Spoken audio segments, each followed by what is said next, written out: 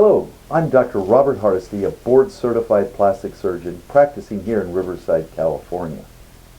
The name of my practice is Imagine Plastic Surgery and Hair 911 Restoration. Now, people often think of hair restoration only for balding areas of men and women. However, we can hair transplant in almost any place in the body. Often we'll see women that have plucked their eyebrows only to have their eyebrows never come back. Or they want a different arch or a different shape.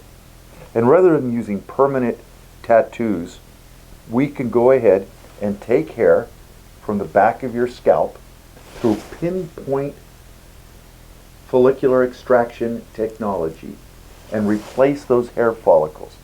We follow the angulation of the eyebrow. If you look at normal eyebrows, it's different. In the center part, they come out, middle part starting to angle, and the latter part, they lie flat.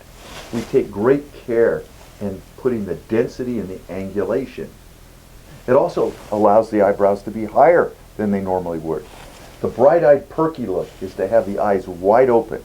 The distance between the canthus, or where the two eyelids come together, and the lateral brow, if that is wide, that is the youthful, perky look. What about eyelashes? Sometimes ladies and men have very small or little eyelashes. We can replace those using the same technique of pinpoint, precise placement of the hair. What about beards, mustaches, bald spots of the facial hair?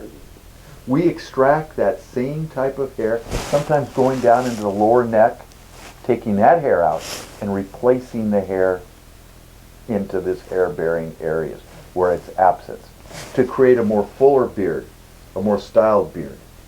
Especially in this age, the 24-hour, 48-hour stubble is in, but we don't want to have little blind spots in there.